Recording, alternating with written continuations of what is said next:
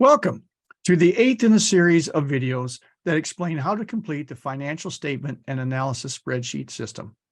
This spreadsheet is part of the University of Wisconsin Division of Extension's Farm Management Pulse program, and the links to the Pulse program itself, as well as the worksheets that we're talking about today, are on the visual that you see in front of you. My name is Kevin Bernhardt, and I'm both a farm management specialist for the University of Wisconsin Division of Extension and a professor of agribusiness in the School of Agriculture at UW-Platteville. This video has been referenced in several other videos, this idea of using depreciation and how to use a depreciation and what it means. So we're going to kind of dive into it a little bit deeper in this particular video. So let's get started. Depreciation impacts the balance sheet, income statement, after-tax cash flows. It's a deduction for taxes. We hear about it all the time, and yet do we really understand what it is or how to deal with it and what it means? It's a little bit more complicated. Okay, the first thing we want to start with is what the difference is between market assets and capital assets. That'll help us as we get into this discussion of depreciation. Market assets are those things that are short-term. They're often rolled over in the farm business within 1 year. We would find those on the current asset section of the balance sheet, and they include items such as inventory, supplies, cash, prepaid expenses, accounts receivable, and so forth. The market assets don't have anything to do with depreciation, so we don't have to worry about those with respect to depreciation. However, the second type of asset that we have is referred to as capital assets. And capital assets are those things that we put to work to create the market assets. They tend to be things that stay around the farm for a much longer period of time. They're expensive. We have to take multiple years to pay them back, and we have them on the farm for multiple years. These are things like breeding livestock, machinery, buildings, land, etc. They are the things that we are going to have to deal with respect to depreciation, or at least most of those assets. Now, let's take a look at an example here. So the slide shows a tractor that we might buy. Let's assume that this tractor costs $200,000. So when do I record that cost? Obviously, that's a cost to the business. It's a cost of being in business. We want to record it somewhere, but how and when? Most importantly, when do we record it? Do we record it the year the check is written? So if I just bought it outright for $200,000 and wrote a check today, do I write a check for today and I record it on my financial statements as a $200,000 expense today? That's going to deduct from my profits and so forth.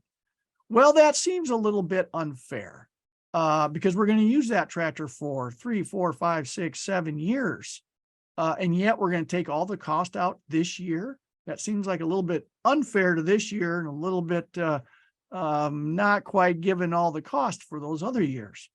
So we have to think of a different way. Now, it might be tempting to say, well, I'll use whatever I pay as a down payment this year, the check that I write this year, as this year's expense. And then if I have a loan on this tractor, whatever principal payments I pay in the future, I'll use that as my expenses for the future years.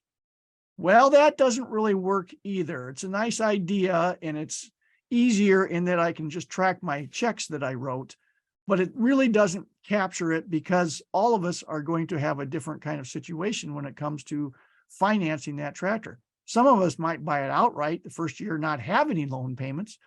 Others might have a 2-year loan payments. Others might have a 7-year loan payment. So we're not very consistent with how that would happen. So that's not a very good way to try to figure out how to allocate that $200,000 expense over time. And remember, what we're trying to do is we're trying to allocate that $200,000 in a fair way over the course of when that machine is used. And when it's used is when it becomes a cost to the operation.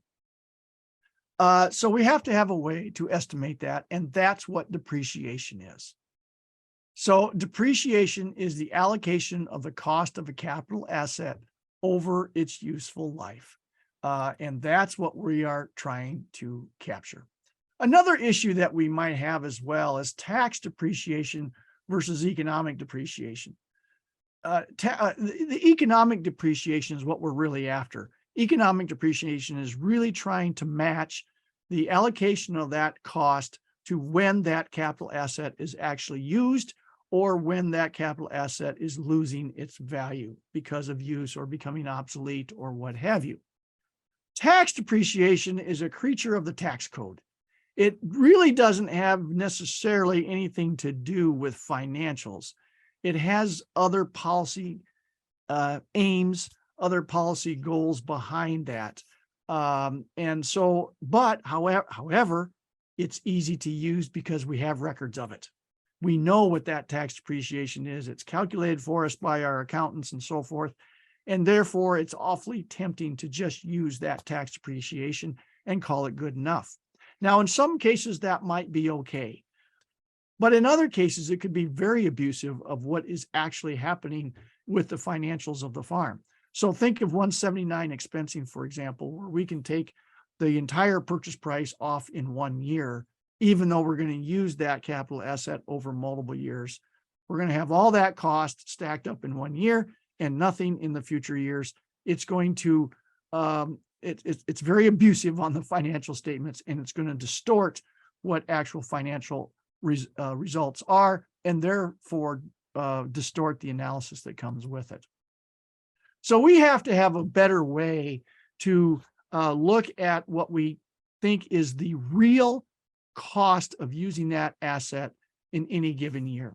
Now, there's several different mathematical ways in which to estimate what that cost would be. The most popular by far is one that is called the straight line method of depreciation. And you can see on the screen what the formula for that is. It's the acquisition cost minus salvage value divided by useful life. Now let's talk about each of those separately. Acquisition cost is the purchase price of the asset, purchase price of that tractor, for example. And it also includes anything that it takes to, any cost that it takes to get that asset ready to use. So if there's some installation costs, transportation costs or whatever to get that asset to the farm and ready to use, those costs are bundled into that purchase together with that purchase price as well. Salvage value is what we think that asset's going to be worth at the end of its useful life. So let's jump to useful life. Useful life is how long we think that asset's going to last on our farm. Typically for machinery, it's about 5 years, give or take. For buildings, it probably be anywhere from 15 to 20, 25 years, something of that sort. And then at the end of that time, it's still worth something potentially, and that something is referred to as the salvage value. So let's look at this with respect to our $200,000 purchase of our tractor. The acquisition cost was $200,000. We think that tractor is going to last for 5 years. And at the end of that 5 years, it's going to be worth $50,000 salvage value. So we plug those numbers into the formula, and our straight line economic depreciation calculates out to be $30,000 per year. So that is what we would put as an expense on our income statement. And on our balance sheet, then we're going to look at, oops, I got ahead of myself, sorry. On our balance sheet, we're going to look at the accumulated depreciation. So if we've had this tractor for 2 years, then we've accumulated that per year depreciation for 2 years. 30,000 times 2 is 60,000. So the value we would see on our cost basis balance sheet would be 200,000 minus 60,000 accumulated depreciation for 2 years. Or in other words, a value of that tractor of 140,000. So that's how we would use balance sheet, or excuse me, how we would use economic depreciation on the cost basis balance sheet. And of course, we'll use the 30,000 per year as a cost on our income statement when we get to that in a future video. There are other methods for calculating depreciation, and those other methods are attempting to align what you think is actually happening with the loss of value of that tractor or that capital asset, whatever it might be. So some things, especially technology-based things, they lose their value quickly. We all had that experience of driving the car off the lot or buying that cell phone, and almost immediately it loses a big chunk of its value because that technology becomes obsolete so quickly. So there's other ways to kind of accelerate that depreciation to try to match what's actually happening in the real world with the value of that, the loss of the value of that asset. One of those methods is called declining balance method. And you can see the formula on your screen. It's book value, which is cost less accumulated depreciation for any given year, times a declining balance percentage. And those percentages can be 100%, 150%, or 200%, times 1 divided by useful life. So the 1 divided by useful life never changes once you have the useful life. In our case, it's 5 years. So that's going to be 0.2. But the declining balance method doesn't change either once you've picked one of these. And the higher the declining balance method, the quicker the depreciation will be. So let's take a look at our $200,000 tractor and what happens to that over time. So that tractor in the beginning has a $200,000 value. So cost, which is $200,000, less accumulated depreciation in year 1, there's 0. We haven't depreciated it yet. So it's $200,000 times 1.5 for 150% declining balance, times 1 divided by 5 for 1 divided by useful life. And that turns out to be $60,000. So our depreciation we would take off in year 1 would be $60,000. In year 2, we start the formula all over again. So we start with book value, which is cost, $200,000, minus accumulated depreciation. Well, we've had 1 year of depreciation. So $200,000 minus $60,000 is $140,000. Now we take that $140,000 times that part that's in the parentheses, the declining balance of 1.5 for 150% divided by or times 1 over the useful life. And that turns out to be $42,000. So in the second year, we would have $42,000 of depreciation. That's what would be recorded as an expense on our income statement. And then as we go into year 3, now we have the cost, which was $140,000 minus $42,000 gives us a book value of $98,000, and we keep on going. So note that what happens is the value of the tractor goes down quicker, and the expense that we would have on our income statement starts high and gets less and less each year. So that might match a more technology-based piece of asset that loses its value quickly. What you see before you now is one of the tabs on the spreadsheet system, and you can see the tabs down below. It's called depreciation schedule. Now this tab is again one that stands by itself. So any numbers that are calculated here do not automatically transfer to the balance sheet. You would have to take those and transfer them over yourself. It starts again with what year's being analyzed, but the guts of this spreadsheet is this long, it goes on for many, many rows. And it's split up into purchase breeding livestock, buildings, and machinery and equipment. The idea is that you would list all of your machinery. So I've cheated on this one. I listed tractor 1, tractor 2, and a skid loader, and then I lumped everything else together. But in your spreadsheet, you would not want to do that. You would want to have everything listed out. And it's time consuming, but once you have it there, once you've done it the first time, updating it from year to year will not take much at all. But you put down your machine. What month did you purchase it? What year did you purchase it? What was the original acquisition cost? What's the salvage value, if any? It could be 0. Quite often it is. What's the useful life?